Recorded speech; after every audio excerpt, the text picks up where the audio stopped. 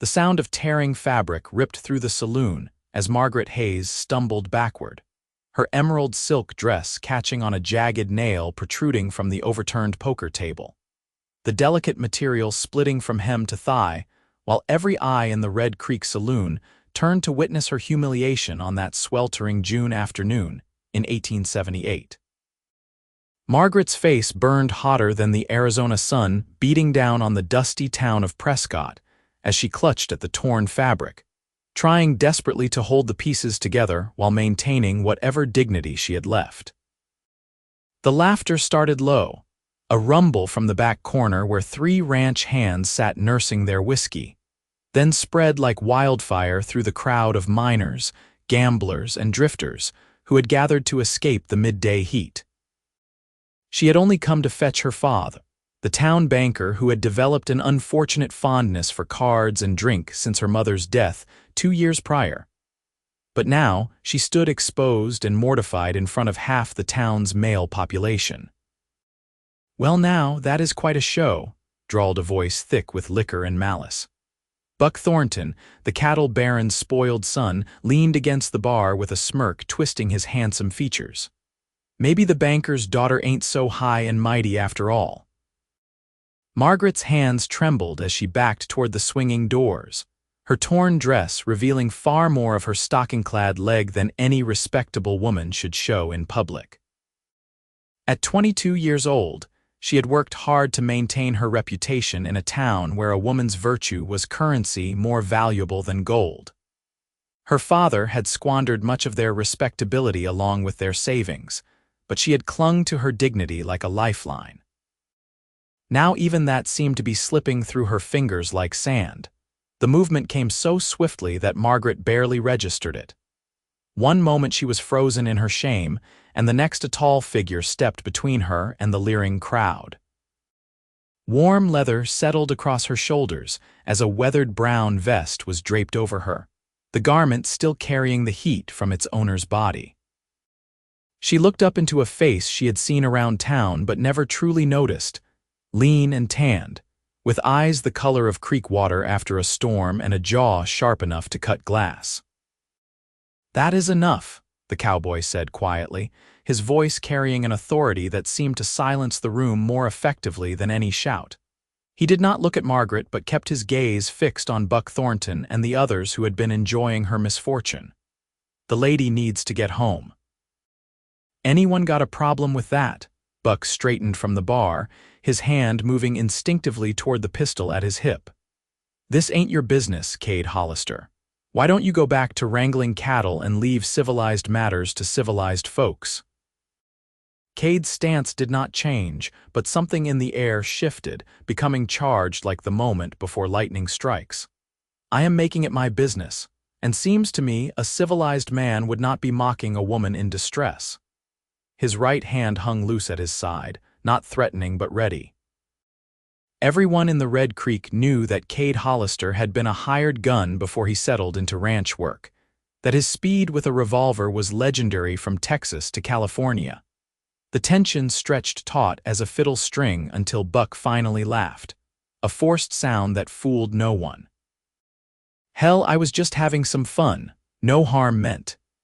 He raised his hands in mock surrender, but his eyes promised retribution later.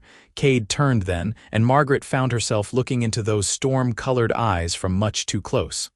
"Can you walk?" he asked, his voice gentler now but still carrying that same quiet strength.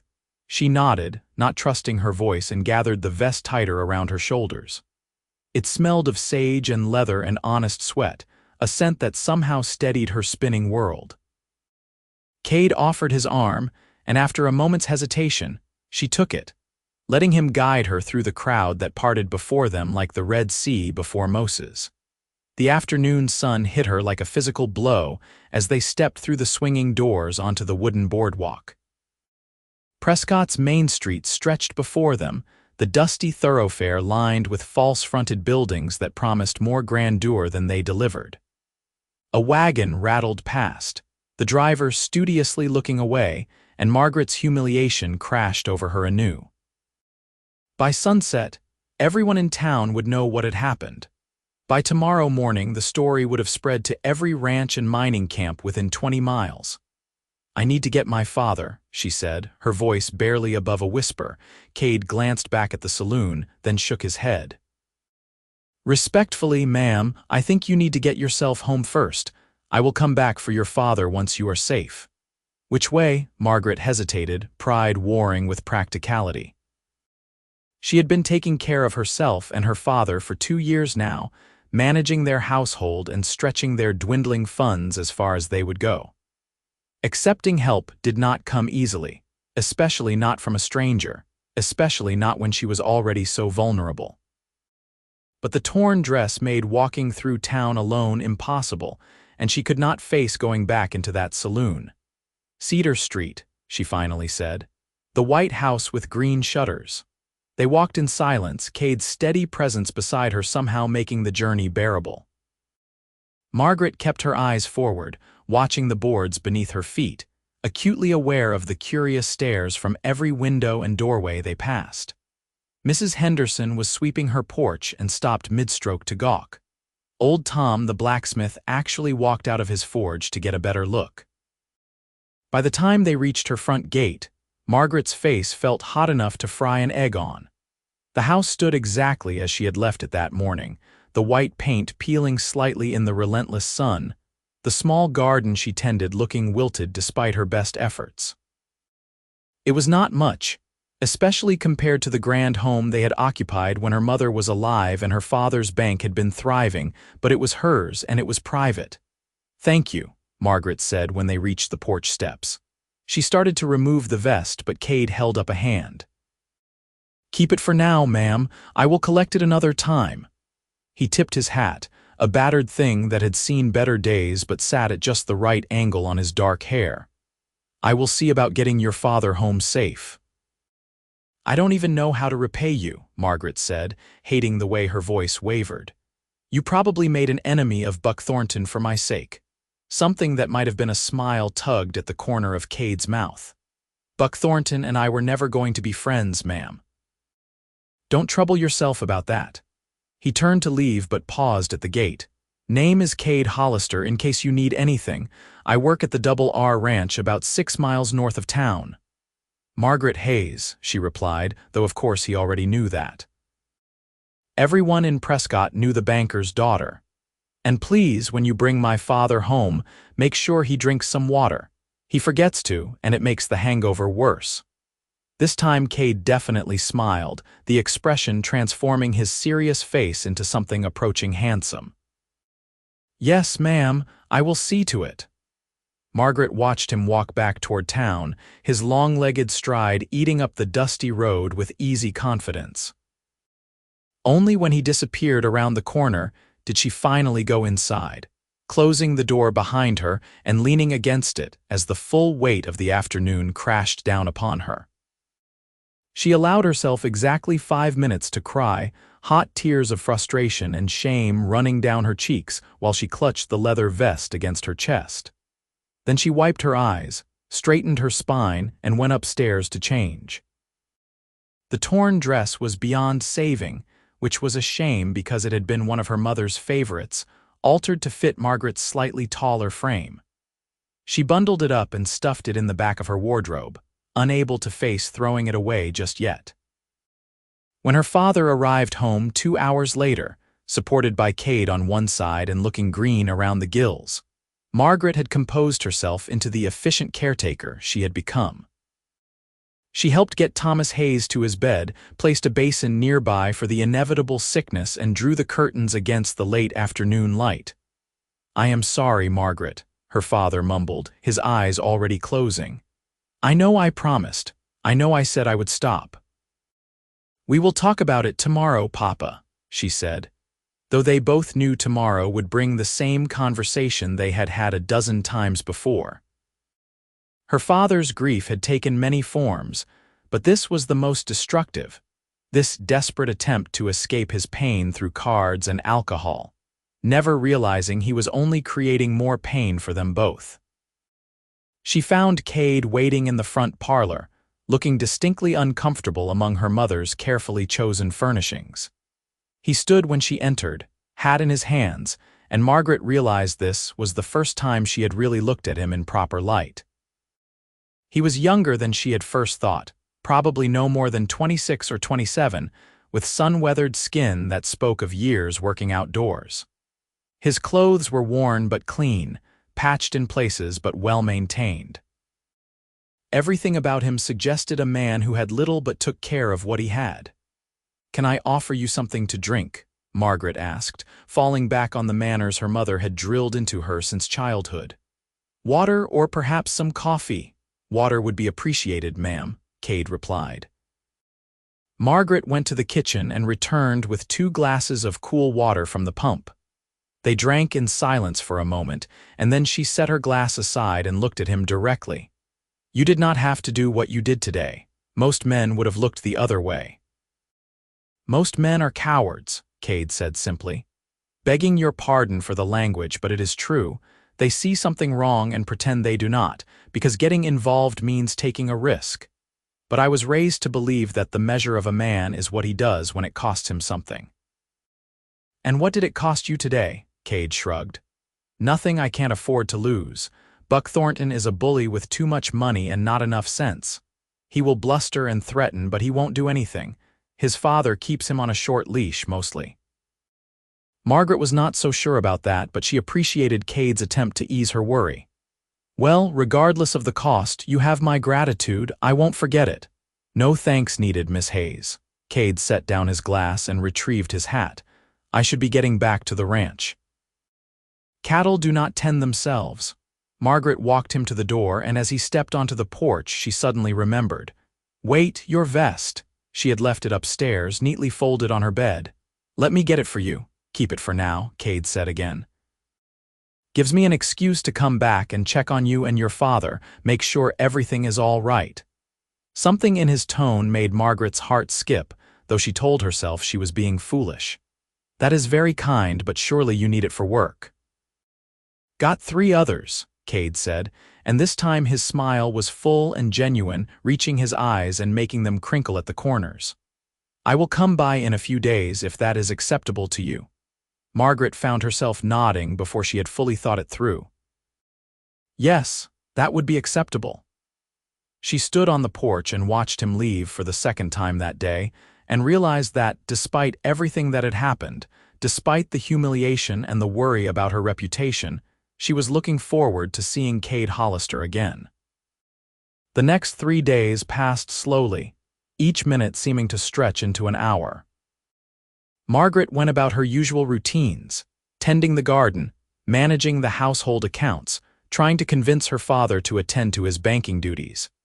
But her mind kept drifting to storm-colored eyes and a quiet voice that had silenced a saloon full of rowdy men.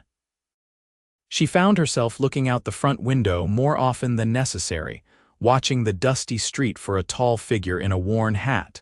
The talk around town was exactly as bad as she had feared. When she went to the general store for supplies, Mrs. Cassidy made a point of mentioning how her own daughters would never be caught in such an establishment, let alone in such a state of undress. At the butcher shop, Mr. Williams gave her a look that lingered far too long on her fully intact skirt, as though trying to imagine what he had missed.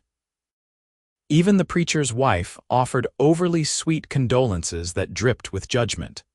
Margaret held her head high through it all, refusing to give them the satisfaction of seeing her crumble.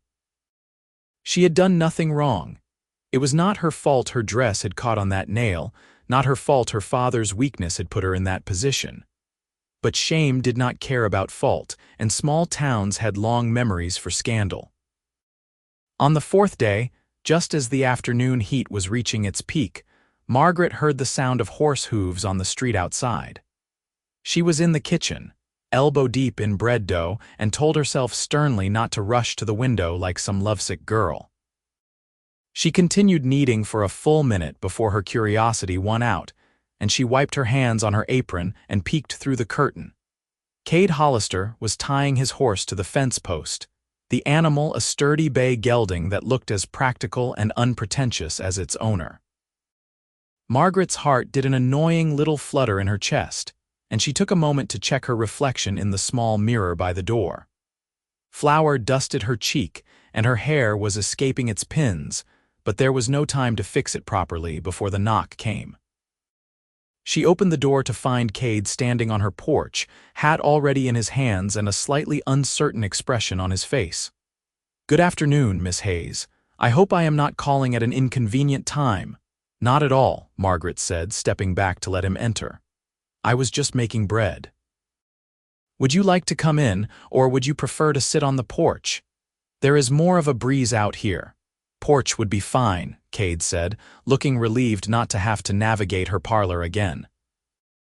They settled into the 2 rocking chairs her father had made years ago when he still did such things, and for a moment neither spoke. "I brought back your vest," Margaret finally said, breaking the silence.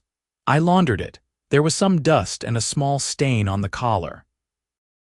"You did not need to do that," Cade protested, but he took the neatly folded vest she retrieved from inside. "But I appreciate it. My washing generally amounts to dunking things in the creek and hoping for the best." Margaret laughed, surprised by the sound. She had not laughed much lately. "That explains why you have 3 vests. Most men make one last."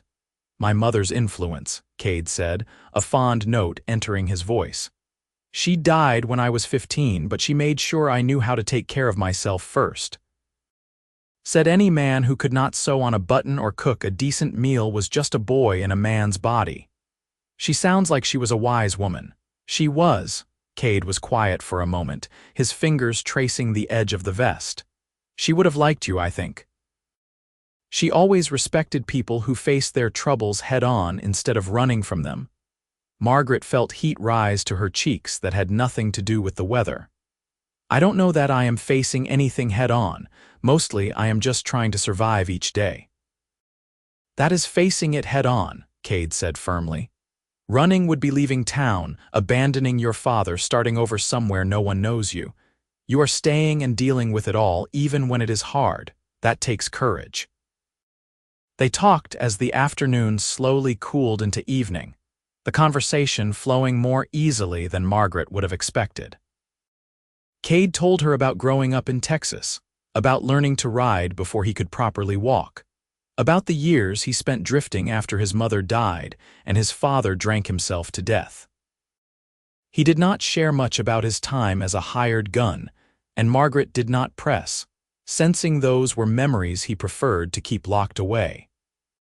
In turn, she found herself telling him things she had shared with no one else, how her mother's death had broken something in her father that she did not know how to fix, how the bank was failing because Thomas Hayes could barely bring himself to unlock the door most days, how she was terrified that they would lose everything and end up on the street. The words poured out of her like water from a broken dam, and Cade listened without judgment or empty platitudes. "Have you thought about what you will do if the bank does fail?" Cade asked, not unkindly. "Every day," Margaret admitted, "but my options are limited. I could try to find work, but there is not much call for a banker's daughter in a town like Prescott. I can read and write and do figures, but that is not worth much when half the men in town think women should not be educated at all. I could try to find a husband, I suppose, but—" She stopped, realizing how that might sound. "But most of the men around here are either too old, too young, too mean, or too drunk," Cade finished for her, a slight smile playing at his lips. "I have met them, remember." "I was going to say I have no desire to marry just for security," Margaret corrected, though his assessment was not far off. "My parents married for love, and despite everything that happened after my mother died, I saw how happy they were together. I won't settle for less than that, even if it means I end up alone." "That is a fine thing to hold out for," Cade said softly. "Love is rare enough in this world, seems a shame to waste a life on anything less." Their eyes met and held, and Margaret felt something shift in the air between them, a recognition of possibility.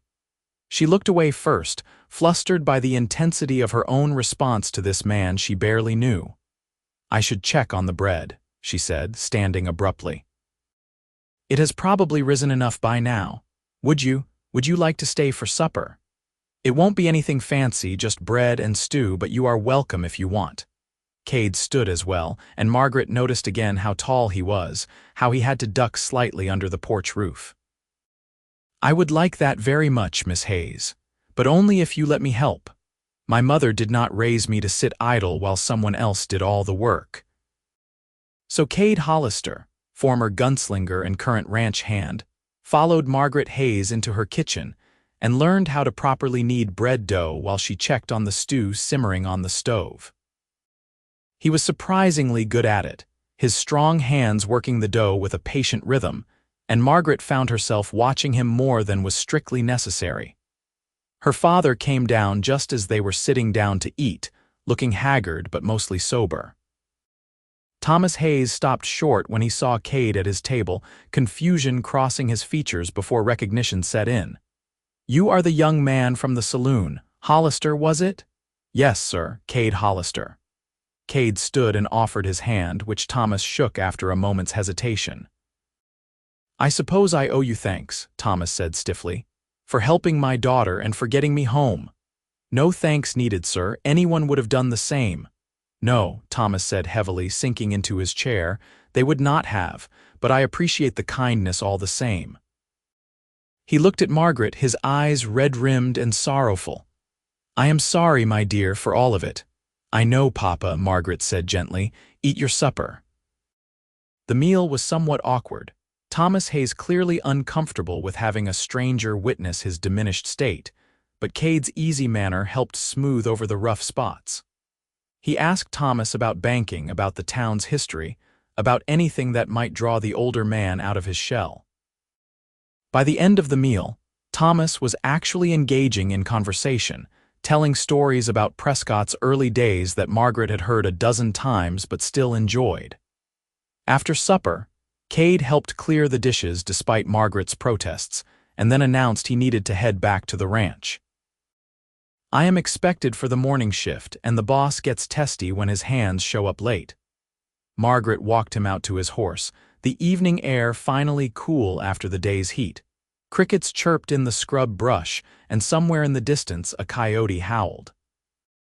Cade untied his horse's reins but did not immediately mount. "Thank you for supper," he said, "and for the company. I enjoyed it." "So did I," Margaret admitted. "It was nice to talk to someone. I have not done much of that lately." Cade seemed to be wrestling with something, his jaw working silently for a moment before he finally spoke. "Miss Hayes, Margaret, if I may, would it be all right if I called on you again? Properly, I mean. Not just returning vests or checking on your father, but actually courting you, if you were amenable to that." Margaret's heart hammered in her chest. It had been 4 days. 4 days since she met this man, and already she could not imagine her life without the possibility of seeing him again. It was foolish and reckless and completely unlike her usual practical nature, but standing there in the gathering dusk with Cade looking at her like she was something precious, she did not care. "I would like that very much," she said. The smile that broke across Cade's face was like sunrise after a long night. "Then I will come by on Sunday if that suits you. We could take a ride out to the canyon if you know how to ride. It is real pretty this time of year." "I know how to ride," Margaret confirmed. "Sunday would be perfect." Cade mounted his horse in one smooth motion, settling into the saddle like he was born there. "Until Sunday, then." He tipped his hat to her and turned the bay toward the north road. Margaret stood watching until he disappeared into the darkness, hugging herself against the evening chill and smiling like a fool. Behind her, she heard the front door open and turned to find her father standing in the doorway. "He seems like a decent man," Thomas said carefully. "He is," Margaret agreed. "But a ranch hand, Margaret, a drifter with a violent past, are you sure?" "I am not sure of anything, Papa," Margaret interrupted. "But I am sure that I want to find out. Is that all right?" Thomas Hayes looked at his daughter for a long moment, seeing perhaps the first real happiness in her eyes since her mother died. Finally, he nodded. "Your mother always said you had good instincts. I suppose I should trust them." Margaret went to her father and hugged him, something she had not done in months. "I love you, Papa. We are going to be all right." "I hope so, my dear," Thomas said wearily. "I truly hope so. Sunday arrived with agonizing slowness. Margaret changed her outfit 3 times before settling on a practical split riding skirt and a white blouse that had been her mother's. She braided her long auburn hair to keep it out of her face and tried not to pace anxiously while waiting for Cade to arrive. He showed up precisely at 10 o'clock, riding his bay gelding and leading a pretty chestnut mare with a gentle eye. "Borrowed her from the ranch," Cade explained as he helped Margaret mount. "Her name is Honey, and she has got the sweetest disposition of any horse I ever met. She will take good care of you." They rode out of town heading east, following a trail that wound through the sage and juniper toward the red rock canyons that gave the area its dramatic beauty. It was a perfect day, the sky that impossible blue that only Arizona could produce, the temperature warm but not yet oppressive. Margaret had not been riding in over a year, but it came back to her quickly, muscle memory guiding her into Honey's easy rhythm. Cade kept the pace leisurely, and they talked as they rode. He told her more about the Double R Ranch, about the cattle drives and the hard work, and the satisfaction of doing something tangible with his hands. She told him about her dreams of opening a school someday, of teaching children who might otherwise never learn to read or write. It was a dream she had barely admitted to herself, much less spoken aloud, but somehow it felt safe to share it with Cade. They reached the canyon just before noon, the massive rock formations rising up around them in shades of red and orange and gold. Cade led them to a secluded spot where a small spring created a pool of clear water, cottonwood trees providing precious shade. They dismounted and let the horses drink while they unpacked the picnic lunch. Cade had brought fried chicken, fresh bread, apples, and a jar of lemonade that was still blessedly cool. "Did you make all this?" Margaret asked, impressed despite herself. "The bread I bought from Mrs. Chen at the boarding house," Cade admitted. "But I fried the chicken myself this morning, told you my mother taught me to cook." They ate sitting on a flat rock overlooking the canyon, and Margaret thought she had never tasted anything better than that simple meal. Maybe it was the scenery, or maybe it was the company, but everything seemed sharper, more vivid, more real than her everyday life. "Can I ask you something?" Margaret said when they had finished eating and were just sitting in comfortable silence. "About your time before you came to Prescott. You said you were a hired gun." Cade's expression shuddered slightly, but he nodded. "What do you want to know, did you?" Margaret hesitated, not sure how to phrase it. "Did you kill people?" "Yes," Cade said simply. "I did, never anyone who did not have it coming, if that makes a difference. I hired on to protect ranches from rustlers, wagon trains from bandits, payrolls from thieves. I never killed for sport or for cruelty, only for survival or justice. But that does not change the fact that I have got blood on my hands. Does it haunt you?" Cade was quiet for a long moment, his gaze fixed on the distant horizon. "Every day," he finally said. "I see their faces sometimes when I close my eyes. I tell myself they were bad men doing bad things, that the world is better off without them, but that does not make it easy to live with. That is why I gave it up, why I took honest work as a ranch hand even though the pay is a fraction of what I used to make. I wanted to be someone different, someone who built things instead of destroying them." Margaret reached out and took his hand, lacing her fingers through his. "I think you are that person. I think you have been that person for a while now, and you are just waiting for yourself to believe it." Cade turned to look at her, and the raw vulnerability in his eyes made her breath catch. "You barely know me, Margaret. How can you be so sure?" "Because I saw who you are when it counted," Margaret said firmly. "When you could have walked away, when helping me would cost you something, you stepped forward anyway. That is not the action of a bad man. That is the action of a good man who made some hard choices in a hard world." Cade lifted their joined hands and pressed a kiss to her knuckles, the gesture so tender that Margaret felt tears prick her eyes. "You are something special, Margaret Hayes. I knew it the moment I saw you standing there trying to hold yourself together while everyone else was falling apart." They spent the rest of the afternoon exploring the canyon, climbing among the rocks like children and laughing at nothing and everything. Cade showed Margaret a hidden cave where ancient people had painted symbols on the walls, and she showed him how to identify different plants and their uses, knowledge she had learned from a Yavapai woman who used to trade with her mother. The sun moved across the sky and the shadows lengthened, and Margaret could not remember the last time she had felt so purely happy on the ride back to town. As the sun was beginning to set in a blaze of orange and pink, Cade reached over and took her hand.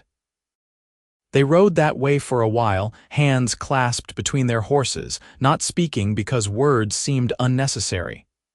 "Can I see you again?" Cade asked when they finally reached Margaret's house. "Maybe next Sunday if you are free." "I am free," Margaret confirmed. "And every Sunday after that if you want." "I want," Cade said, and kissed her for the first time, a brief, gentle press of lips that promised more to come. Margaret floated into the house, her lips still tingling, her heart so full she thought it might burst. Her father looked up from his reading and raised an eyebrow at her expression, but wisely said nothing. That night, Margaret dreamed of red rock canyons and storm-colored eyes, and woke feeling more hopeful about the future than she had in 2 long years. Over the following weeks, Cade became a regular presence in Margaret's life.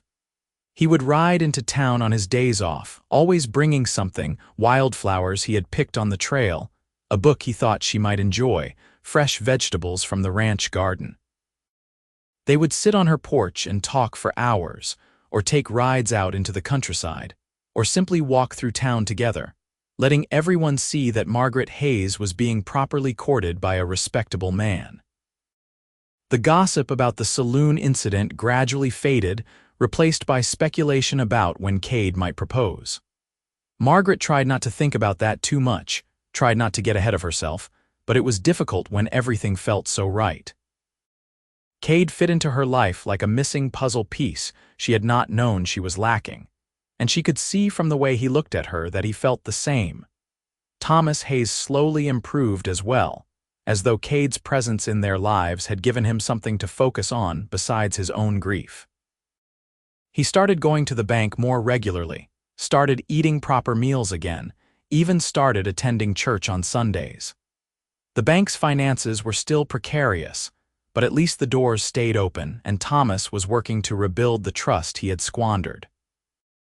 On a warm evening in late July, nearly 2 months after that fateful day in the saloon, Cade showed up at Margaret's door with a serious expression on his face. "We need to talk," he said, and Margaret's stomach dropped. They sat on the porch in the twilight, and Cade took both her hands in his. "I have been offered a job," he said. "Foreman position on a ranch near Tucson, better pay, my own cabin, chance to build something real. It is everything I have been working toward." "That is wonderful," Margaret said, trying to mean it even as her heart was breaking. "Tucson was 100 miles away, might as well be 1,000. You should take it." "I want to," Cade said, "but not without you. Margaret, I know we have not been courting long, and I know I do not have much to offer, but I love you. I have loved you since the moment I saw you standing in that saloon with your chin up and fire in your eyes, refusing to let them break you. Come with me to Tucson, marry me, and let us build a life together." Margaret's mind raced. It was too fast, too soon, too reckless. She had known this man for 2 months, but as she looked into his eyes, she realized that time did not matter. She knew Cade Hollister in all the ways that counted, knew his kindness and his strength and his wounded heart that he was learning to heal. She knew he was offering her everything he had, his whole life and future, and asking nothing in return except her love. "Yes," she said, the word coming out as barely more than a whisper. "Yes, I will marry you." Cade let out a whoop of joy and pulled her into his arms, spinning her around until she was dizzy and laughing. When he set her down, he kissed her properly for the first time, deep and passionate and full of promise. Margaret kissed him back, pouring all her hope and love and trust into the connection, feeling something inside her shift and settle into place. "I will need time to arrange things," Margaret said when they finally broke apart, both breathing hard. "My father, the house, packing. Take all the time you need," Cade said. The job does not start until September. We have got 6 weeks to figure everything out. They told Thomas Hayes that night, and while he looked sad, he also looked relieved. I have been holding you back, my dear, he said to Margaret, keeping you here to take care of me when you should be living your own life. I am glad you will have someone to love you the way you deserve. What will you do, Papa? Margaret asked, worry creeping in. I can't just leave you here alone. I will be fine, Thomas assured her. Better than fine, actually. I have been meaning to tell you. I have received an offer to merge my bank with the one in Flagstaff. They need someone with experience to help run the new branch there. It would be a fresh start for me, away from all the memories and mistakes. He smiled, and it was the first genuine smile Margaret had seen on his face in years. Perhaps we both needed this, Margaret, permission to move forward instead of staying stuck in the past. The next 6 weeks were a whirlwind of activity. Margaret packed up her mother's belongings, keeping what could be transported and selling what could not. She said goodbye to the few friends she had in Prescott, women who had stood by her even through the scandal. She and Cade were married on a Saturday afternoon in late August, a simple ceremony in the small church with just a handful of witnesses. Margaret wore her mother's wedding dress, altered to fit, and Cade wore a new suit he had bought special for the occasion. When the preacher pronounced them man and wife, Margaret felt like her life was finally beginning. They left for Tucson 2 days later, Thomas accompanying them as far as Flagstaff before turning north to his own new beginning. Margaret cried as she hugged her father goodbye, but they were good tears, tears of transition rather than grief. The journey to Tucson took 4 days by wagon, camping under the stars at night and traveling during the cooler morning and evening hours. Cade taught Margaret how to make coffee over a campfire and how to read the night sky for navigation. Margaret taught Cade songs her mother used to sing and stories she remembered from childhood. They made love for the first time in a stand of cottonwoods by a creek, awkward and sweet and perfect in its imperfection. The ranch outside Tucson was called the Bar T, a sprawling operation with over 1,000 head of cattle and 24 hands. The foreman's cabin was small but sturdy, 2 rooms with a fireplace and a real floor and windows with actual glass. To Margaret, who had been prepared for much worse, it looked like a palace. We can fix it up however you want, Cade said as he carried her over the threshold. Paint, new furniture, whatever you need to make it home. It is already home, Margaret said truthfully, because you are here. They settled into married life with surprising ease. Cade worked long days managing the ranch hands and overseeing the cattle operation, coming home dusty and exhausted, but always with a smile for his wife. Margaret threw herself into making their cabin comfortable, sewing curtains and planting a garden and getting to know the other ranch wives. She also started teaching reading lessons twice a week for anyone who wanted to learn, holding classes in the ranch's bunkhouse and slowly working toward her dream of a real school. The first year of marriage was not without its challenges. There were arguments about money and disagreements about decisions, and the inevitable friction of 2 independent people learning to share a life. But they worked through it all with honesty and communication, and the love between them only grew deeper. In the spring of 1880, Margaret discovered she was pregnant. Cade was ecstatic, already planning all the things he would teach their child and building a cradle from scratch in their tiny cabin. Margaret was nervous but excited, hoping she could be half the mother her own had been.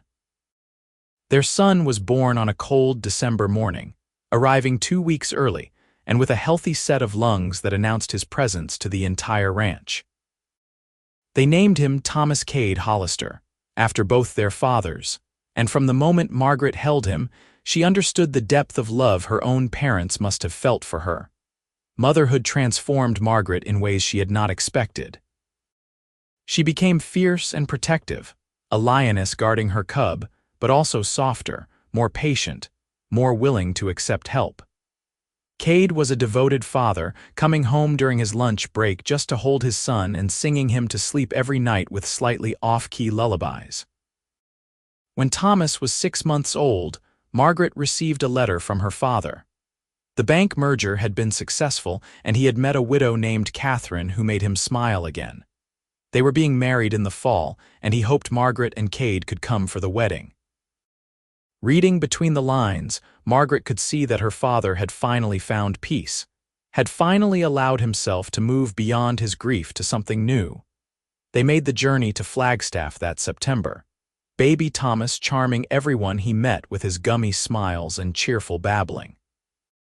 Margaret's new stepmother was a kind woman with gray-streaked hair and laugh lines around her eyes, and she clearly adored Thomas Hayes. Watching her father dance with Catherine at the wedding reception, Margaret felt a sense of closure, as though the last painful chapter of her old life had finally ended.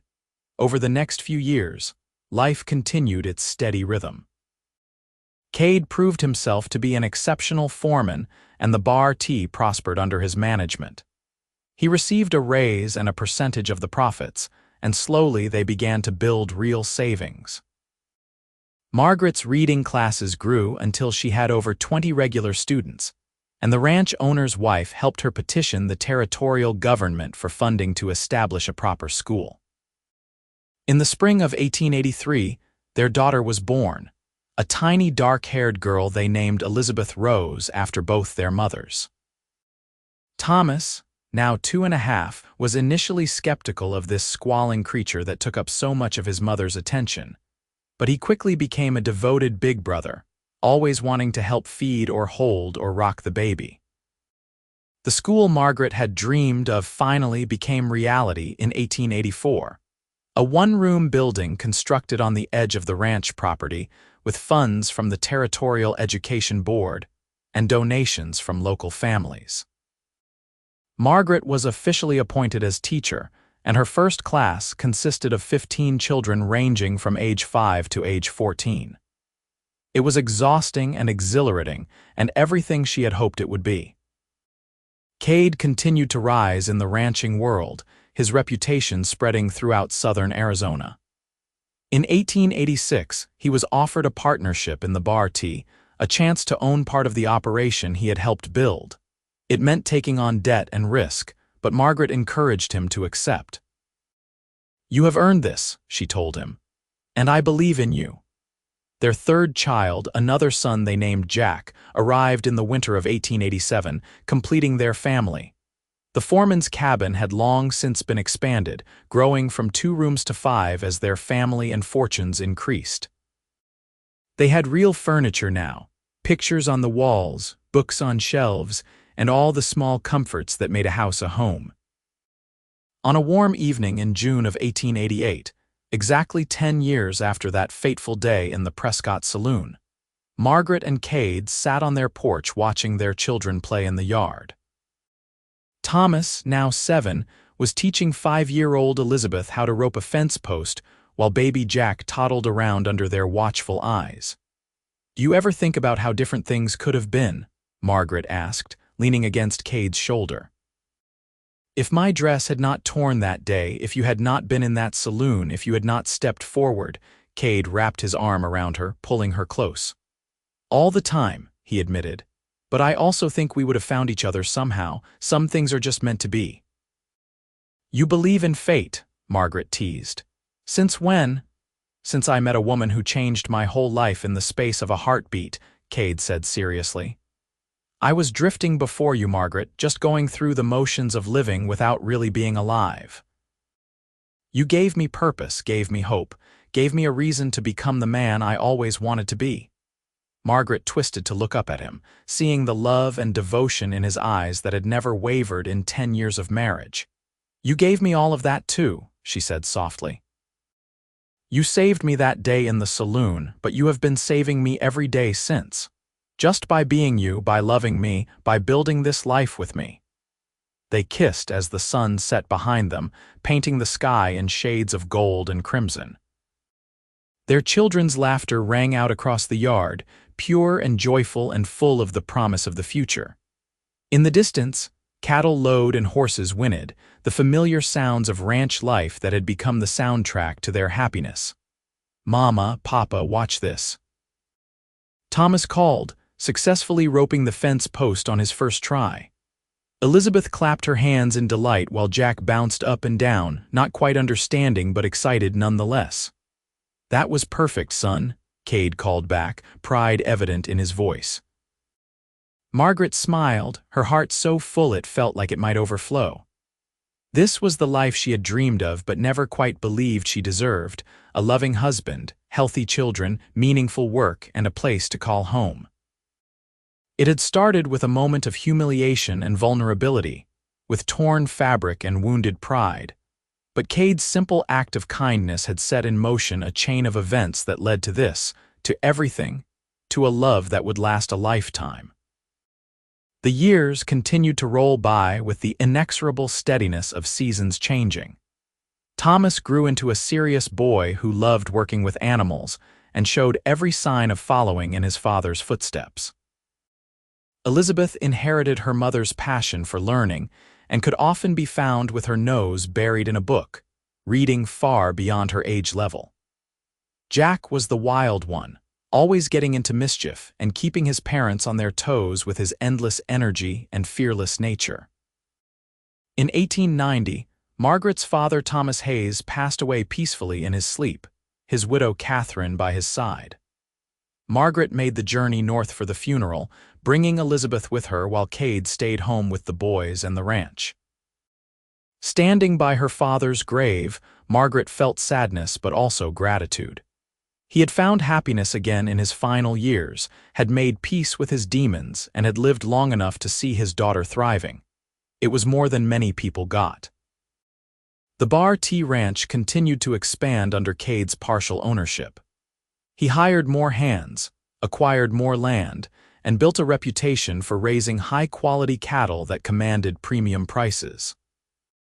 He never forgot where he came from, though, and was known for giving chances to men other ranchers would not hire, drifters trying to go straight, former soldiers struggling to adjust to civilian life, young men who just needed someone to believe in them. He had been given a second chance himself, after all, and he believed in paying that forward. Margaret's school grew as well, eventually requiring a second teacher to help manage all the students. She hired a young woman fresh from Teachers College back east, and together they expanded the curriculum to include higher mathematics and natural sciences. Several of Margaret's students went on to attend university, something almost unheard of for ranch children, and she took immense pride in their accomplishments. In 1893, the country fell into an economic depression that hit the cattle industry particularly hard. Prices plummeted, and many ranches went under, unable to weather the financial storm. The Bar T struggled as well, and there were some tense months where Cade worked 18-hour days trying to keep the operation afloat while Margaret stretched every dollar until it screamed. They made it through, though, by being smart and careful and willing to diversify. Cade started breeding horses in addition to cattle, capitalizing on the growing demand for quality mounts. Margaret took in sewing and laundry work to supplement their income, and together they tightened their belts and weathered the crisis. By 1895, when the economy finally started to recover, the Bar T was one of the few ranches in the area that had not only survived, but emerged stronger. The children continued to grow and change, developing their own personalities and dreams. Thomas, at 14, was already as tall as his father and could work a full day alongside the ranch hands. He had Cade's quiet strength and Margaret's practical intelligence, and there was no question that he would take over the ranch operations someday. Elizabeth, at 12, announced that she wanted to be a doctor, a declaration that shocked some of the more traditional families but that Margaret and Cade fully supported. They began setting aside money for her education, determined to give her every opportunity to pursue her dream even though the path would be difficult for a woman in that field. Jack, at 10, remained the family's wild card. He was brilliant when he applied himself, but he struggled with sitting still and following rules.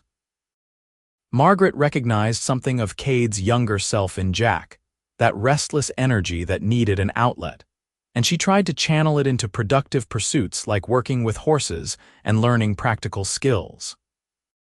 In 1897, the town of Tucson approached Margaret about opening a proper school in town, a larger facility that could serve more students and offer education through the high school level. It was an incredible opportunity, but also a difficult decision. The ranch school had been Margaret's baby, built from nothing through sheer determination and will. But the chance to impact even more lives, to create something lasting that would serve the community for generations, was too compelling to pass up. After long discussions with Cade and their children, Margaret accepted the position. She would be the headmistress of the new Tucson Academy, overseeing multiple teachers and hundreds of students. It would mean spending weekdays in town and only coming home to the ranch on weekends, at least during the school year. It would mean less time with her family, less involvement in the day-to-day life of the ranch she loved. But it would also mean fulfilling the dream she had been working toward for nearly 20 years. Cade supported her completely, as he always had. "You have sacrificed for this family 100 times over," he told her. "Now it is our turn to sacrifice a little for you. We will make it work." And they did make it work, though not without difficulty.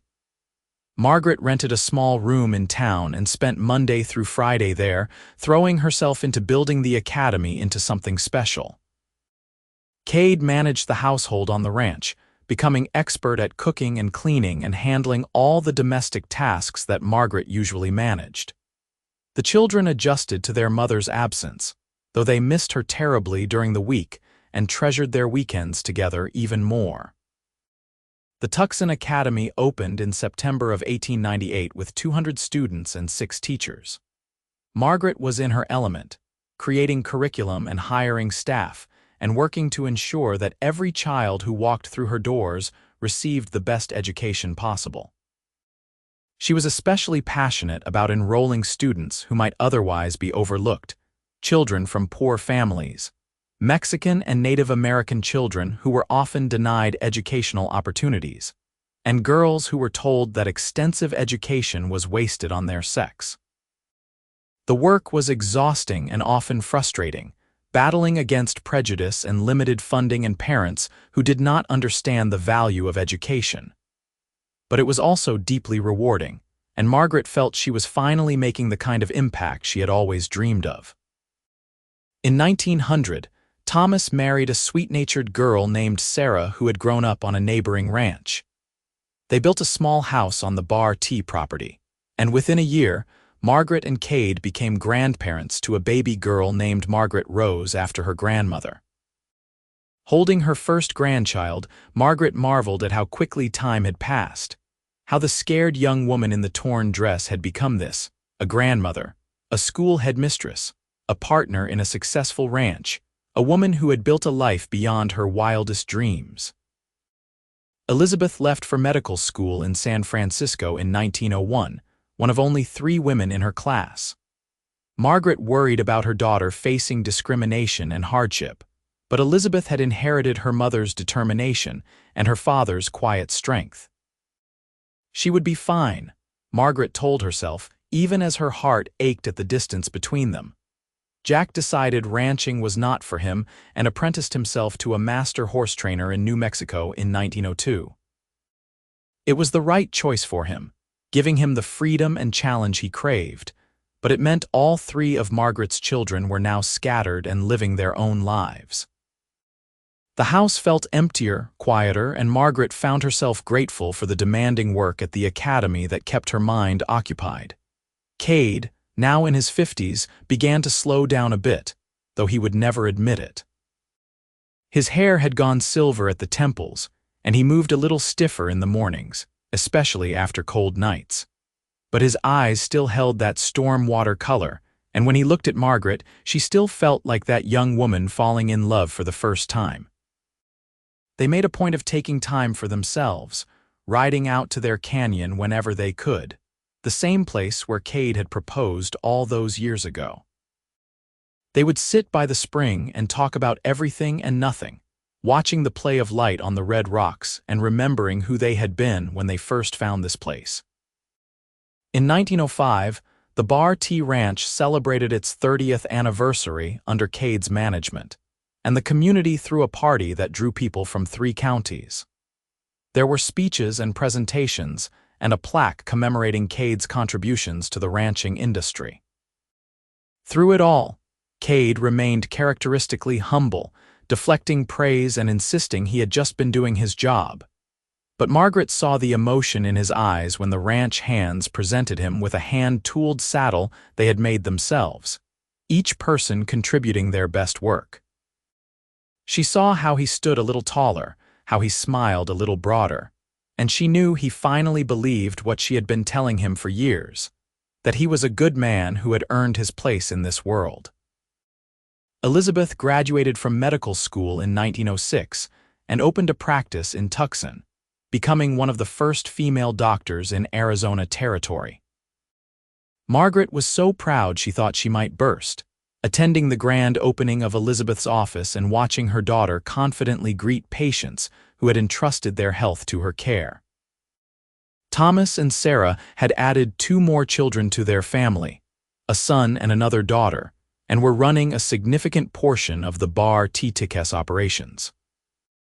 The ranch had never been more successful, and Cade began to talk about fully retiring in a few years, letting Thomas take over completely while he and Margaret enjoyed their golden years. Jack returned home in 1907 with a wife of his own, a spirited woman named Anna who trained horses alongside him. They settled on a piece of land adjacent to the Bar T and started their own breeding operation, specializing in horses for law enforcement and the newly forming cavalry units.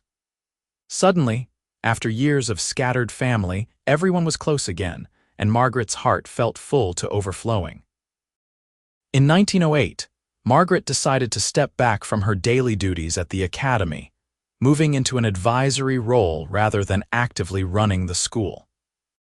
She had built something sustainable, something that would continue long after she was gone, and she was ready to spend more time with Cade and their growing brood of grandchildren, who now numbered 7 with more on the way. Cade made good on his retirement plans in 1909, officially handing over the reins of the Bar T to Thomas while maintaining his partnership share. At 58 years old, he was ready to trade dawn-to-dusk ranch work for more leisurely pursuits, riding for pleasure instead of work, teaching his grandchildren to rope and ride, and spending long evenings on the porch with his wife. They fell into a comfortable rhythm, these twilight years of their life together. Mornings were for coffee on the porch, watching the sun come up over the mountains. Days were for visiting with family, helping with grandchildren, tending Margaret's expanded garden, and taking leisurely rides through the countryside they both loved. Evenings were for sitting together as the sun set, Cade's arm around Margaret's shoulders, both of them content in the comfortable silence of a long marriage.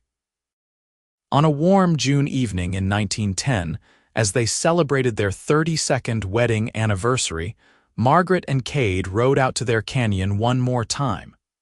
They were older now, moving slower, but the place still held its magic. They sat by the spring as twilight gathered, the rock walls glowing in the fading light. "Do you have any regrets?" Margaret asked, a question she had not posed in years. Cade considered for a long moment before shaking his head. "Not a single one. Everything I did, every choice I made led me to you. How could I regret any of it?" He turned to look at her, and Margaret saw everything she needed to know in his eyes: love, devotion, contentment, peace. "What about you? Any regrets?" Margaret thought about the frightened young woman she had been, standing in that saloon with her dress torn and her pride in tatters. She thought about the moment Cade had draped his vest over her shoulders, a simple act of kindness that had changed the trajectory of her entire life. She thought about everything that had come after: the love, the struggle, the joy, the pain, the triumph, the family, the legacy they had built together. "Not even one," she said firmly. "You were the best thing that ever happened to me, Cade Hollister." "Second best," Cade corrected with a smile. Our children were pretty great too. Margaret laughed and leaned against him, watching the stars begin to appear in the darkening sky. Fair point, but you made all of that possible. You gave me a life I never could have imagined. We gave each other a life, Cade said. That is what marriage is supposed to be, two people building something together that is bigger and better than anything they could have built alone. They sat in comfortable silence as night fell completely, the canyon around them alive with nocturnal sounds. Eventually, they stood and made their way back to their horses, mounting up for the ride home. As they crested the final ridge and saw the lights of the bar T spread out below them, all the buildings and corrals and homes that represented years of work and dreams realized, Margaret felt a profound sense of gratitude wash over her. She had been given a gift that day in the saloon, though she had not recognized it at the time. She had been given the chance to meet a man who saw her worth when she felt worthless, who offered protection when she was vulnerable, who chose her when he could have walked away. And from that single moment of connection, they had built this, a family, a legacy, a love story that would endure long after they were both gone. The years continued their steady march. Thomas and Sarah took the bar T to new heights of success, expanding into new markets and modernizing operations while still maintaining the core values Cade had instilled. Elizabeth's medical practice thrived, and she became known throughout the territory for her skill and compassion, particularly in caring for women and children who had few other options. Jack and Anna's horse breeding operation won awards and contracts with military and law enforcement agencies across the Southwest. The grandchildren grew, and eventually there were great-grandchildren, and Margaret and Cade's small family tree expanded into something sprawling and magnificent. Sunday dinners at the main ranch house became legendary affairs, with 3 generations gathering around tables that groaned under the weight of food and love and laughter. Cade's health began to decline in 1915, his body finally succumbing to years of hard labor and old injuries that had never quite healed right. He remained stubbornly active, refusing to be relegated to an invalid's chair, but Margaret could see him slowing down, could see the way he sometimes pressed a hand to his chest when he thought no one was looking. They talked about it one evening, sitting on their porch as they had done thousands of times before. "I am not afraid of dying," Cade told her. "I have lived a good life, a full life, and I am at peace with it. The only thing that troubles me is leaving you behind." "Don't you dare talk like that," Margaret said fiercely, though her voice wavered. "You have got years left in you yet, Cade Hollister." "Maybe," Cade allowed. "But if I don't, I want you to know that loving you was the greatest honor of my life. You made me better than I ever thought I could be. You gave me purpose and meaning and a reason to become more than just a drifter with a gun. Whatever good I managed to do in this world, it was because of you." Margaret was crying now, tears streaming down her weathered cheeks. "You give me too much credit. You were always a good man, Cade. I just helped you see it." They held each other as the sun set, and Margaret tried not to think about a future where Cade was not by her side. They had been together for 37 years, more than half her life, and she could not imagine existing without him. But Cade rallied, his stubborn will refusing to give up, and they were granted more time. Another year passed, then 2, and while Cade moved slower and tired more easily, he was still there, still present, still very much himself. In the summer of 1918, as the world beyond their peaceful valley was consumed by war and illness, the Hollister family gathered for what had become an annual reunion. All 3 children were there with their families, a massive gathering of people who all traced their lineage back to a torn dress and a borrowed vest, and a love that had defied all odds. Margaret, now 70 years old, sat in a rocking chair on the porch and surveyed her kingdom. Thomas was graying now himself, a man in his prime running a successful enterprise. Elizabeth had become one of the most respected doctors in the territory, soon to be a state.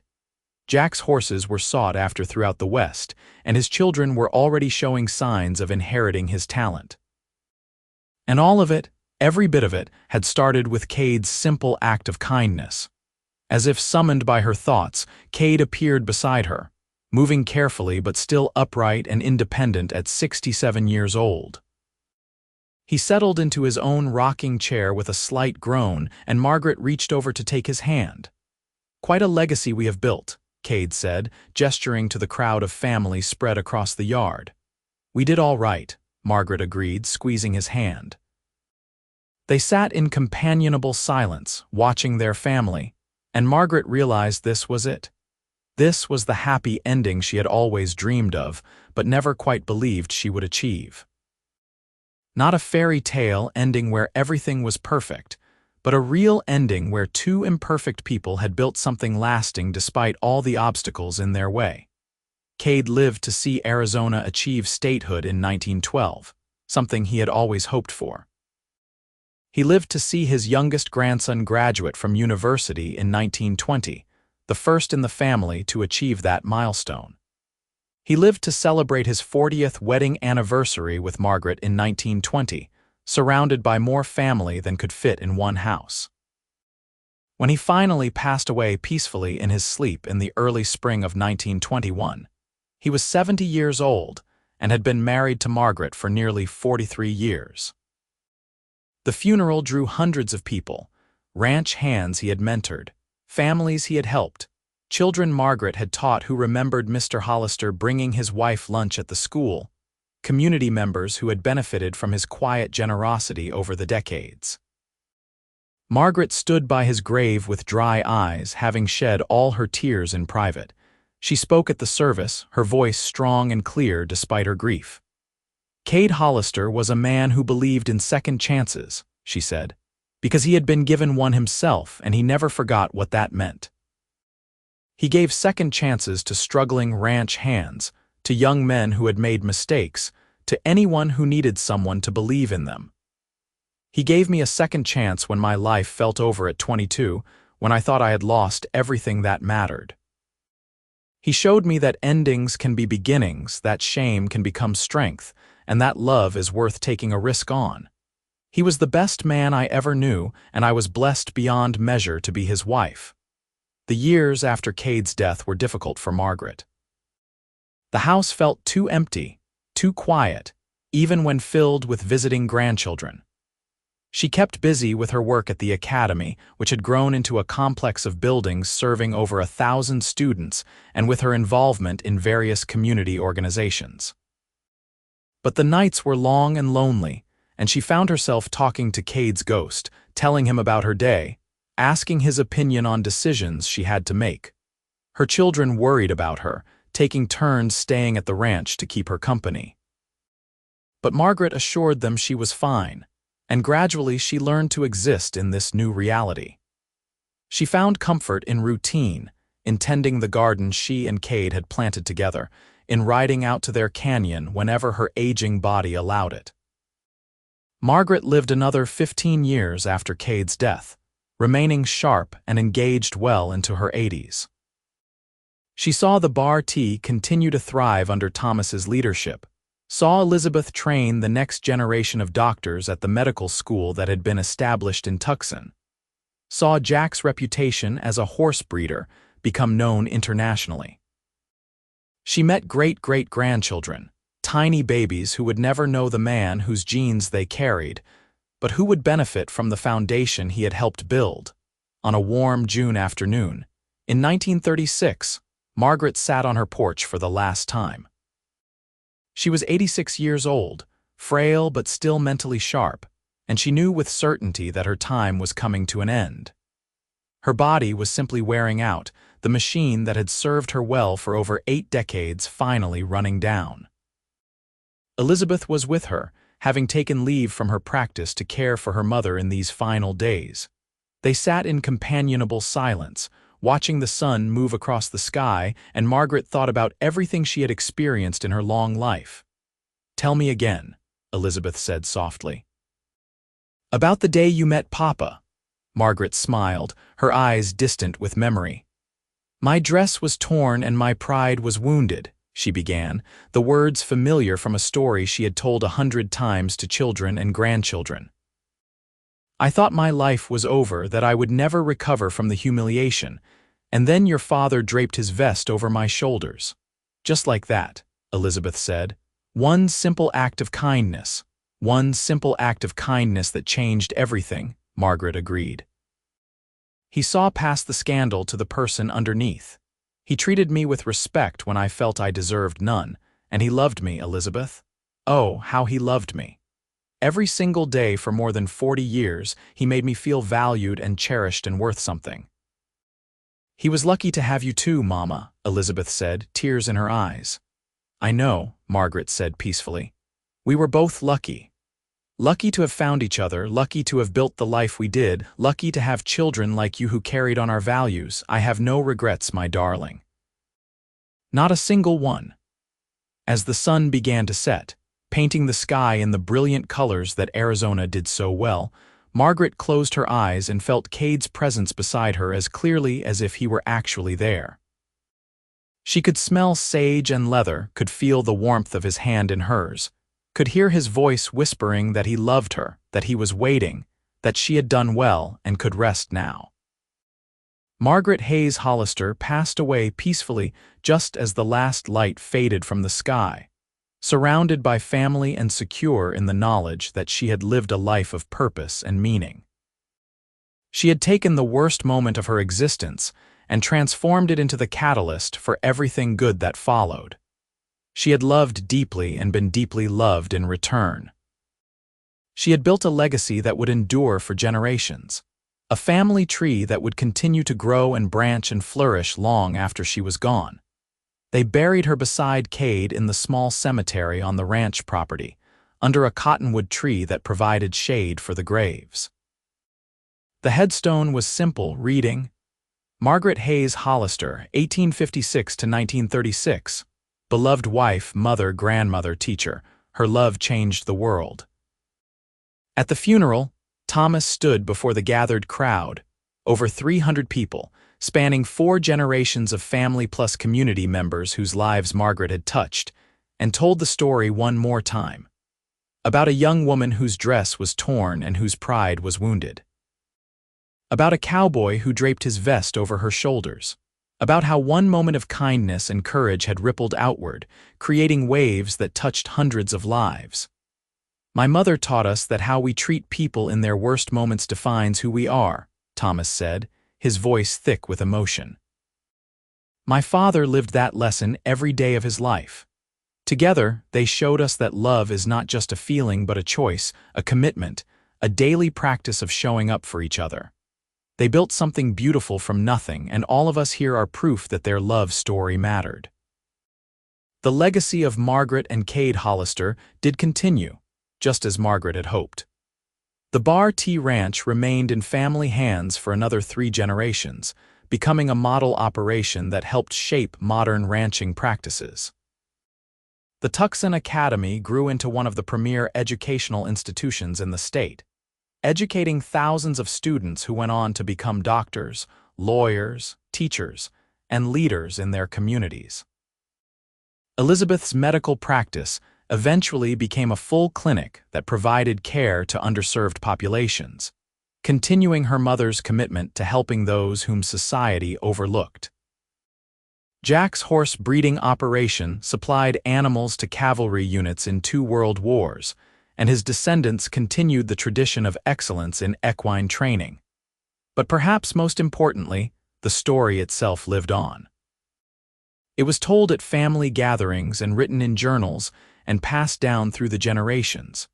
The story of how everything good in their lives traced back to a torn dress, a borrowed vest, and 2 people who chose to build a life together against all odds. It became a reminder that our worst moments do not define us, that kindness matters, that love is worth fighting for, and that second chances can change everything. It became a legacy not of wealth or power, but of something far more valuable, the knowledge that a life well lived, a love deeply felt, and a family lovingly raised are the greatest achievements any person can hope for. And somewhere, in whatever comes after this life, Margaret and Cade Hollister were together again, watching over the family they had created, smiling at how far that one moment in a dusty Arizona saloon had ultimately reached. The torn dress and wounded pride had long since faded into memory, but the love they had built, that endured forever.